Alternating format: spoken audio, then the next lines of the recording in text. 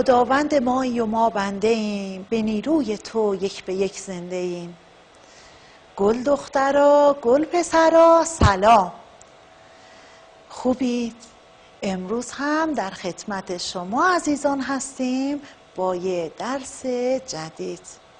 یک کلیپ براتون آماده کردم، نگاه کنید، برمیگردیم سراغ درس.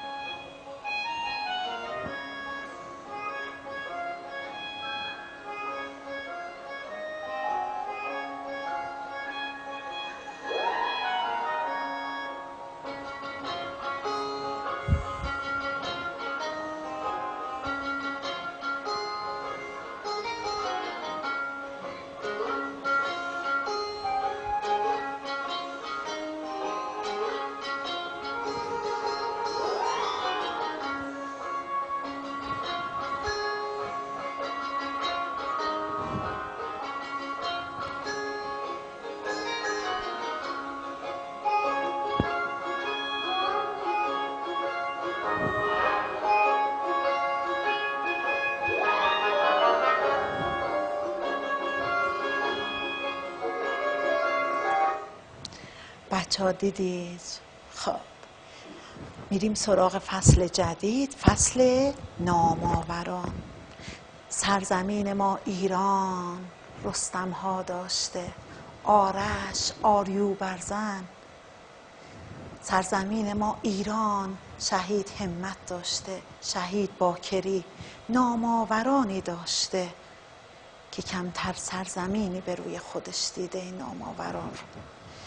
فصل جدید رو با عنوان نام‌آوران میخوایم شروع کنیم که با زندگی چند تا از این بزرگان آشنا بشیم. اولین درسی که توی این فصل میبینید درس 10 باغچه اطفال هست. ببینیم کدوم یکی از نام‌آوران در این درس بهشون اشاره شده و چه چیز ارزشمندی از زندگی این نام‌آوران یاد میگیریم. درس 10 باغچه اطفال. من کودکی کنجکاو و فعال بودم، کتاب می‌خواندم، شعرهای کودکانه می‌سرودم و به نقاشی عشق می‌ورزیدم. هر کاغذ پاره‌ای که به دستم می‌رسید تصویری از گل و درخت یا کوه و جنگل بر آن نقاشی می‌کردم. شبها وقتی همه میخوابیدند من بیدار میماندم و در اندیشه های دور و درازی فرو میرفتم. با افکار کودکانه خود به دنبال راه های تازه‌ای برای بهتر زیستن بودم. در یکی از این شبها اندیشه های خود را به صورت شعری درآوردم. برای آنکه در جستجوی مداد و کاغذ چراغی روشن نسازم و کسی را بیدار نکنم، قطعه زغالی از کنار منقل کرسی بیرون آوردم و با آن شعرم را بر دیوار نوشتم. آن وقتها هنوز مدرسه های امروزی دایر نشده بود. من مانند کودکان دیگر در مکتب درس می‌خواندم. مکتب اتاقی بود بزرگ که همه گرداگرد آن روی زمین می نشستیم و درس می خواندیم. پس از آنکه دوره مکتب را به پایان رسانیدم نزد پدرم شاگردی کردم تا حرفه او را بیاموزم. پدرم در ساختن طاق مسجد و گچبری استاد بود، اما در همه ماه‌های سال نمی‌توانست به کار بنایی بپردازد. در زمستان‌های سرد و طولانی قفقاز کار بنایی تعطیل می‌شد. آن وقت پدرم به قنادی می‌پرداخت و از این راه خانواده خود را اداره می‌کرد. اما قنادی رونقی نداشت و زندگی به سختی می‌گذشت. نزد پدر حرفه بنایی و قنادی را یاد گرفتم ولی هیچ یک از این کارها طبع پرشور و ذهن جویای مرا راضی نمی کرد. من که با سختی ها بزرگ شده بودم میخواستم بیشتر بکوشم، پیشرفت کنم و به خود و دیگران بیشتر بهره برسانم. در آن هنگام چند مدرسه جدید در قفقاز دایر شده بود. من در یکی از این مدرسه ها به آموزگاری برگزیده شدم. در این کار شور و شوق فراوان از خود نشان دادم و دریافتم آموزگاری شغلی است که با آن بهتر میتوان به اجتماع و مردم خدمت کرد. پس از مدتی برای اینکه فعالیت‌های فرهنگی را در میهن خود ادامه دهم به ایران آمدم. ابتدا در شهر مرند اقامت گزیدم و در مدرسه های این شهر به معلمی پرداختم. سپس به تبریز رفتم.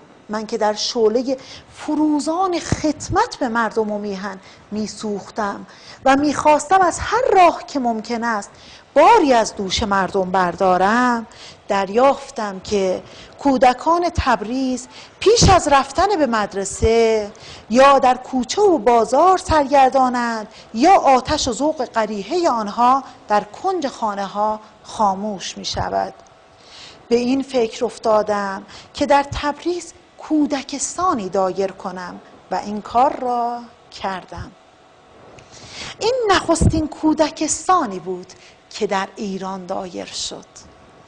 کودکستان را باغچه اطفال نامیدم. در همان روزهای نخست مادری کودک خود را به باغچه اطفال آورد و گفت مدرسه های دیگر فرزندم را نمیپذیرند.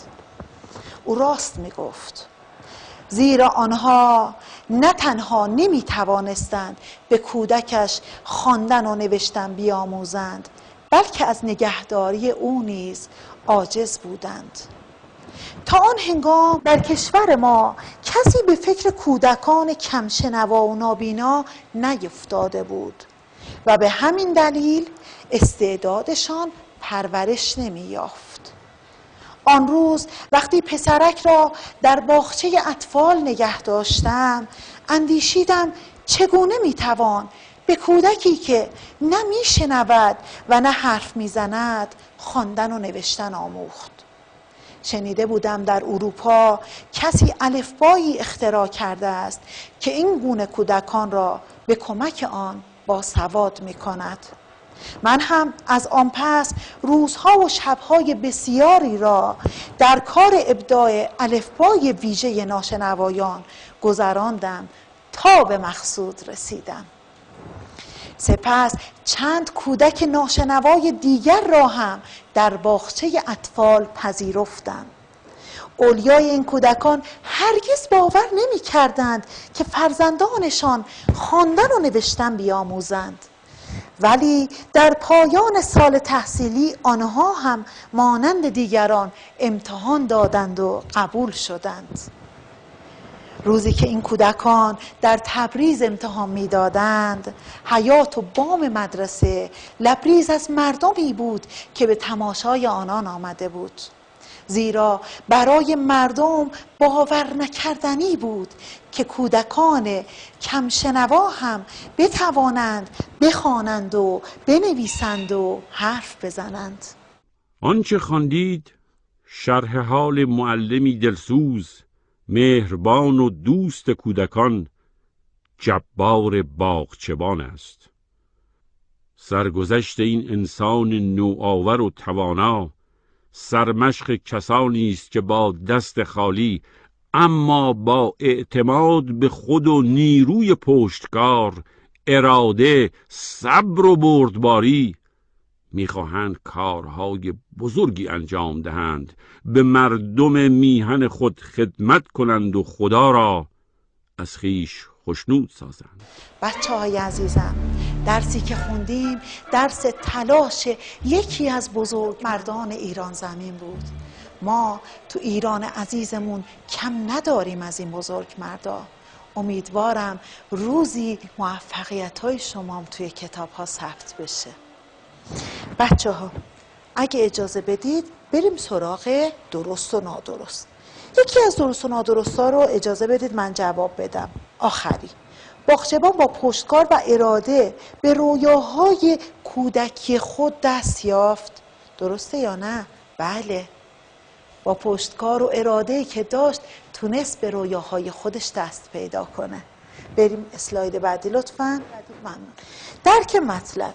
توی درک مطلب بچه‌ها 4 تا سوال آورده که یکشو الان من بهتون پاسخ میدم، ولی 5می رو خودتون از متن درس هر سوالی براتون ایجاد شده اینجا بنویسید و جوابشو بنویسید. خب شماره 2 رو جواب میدم. 2 کار مهم باغچبان را نام ببرید که با انجام آنها توانست به مردم و میهن خود خدمت کند.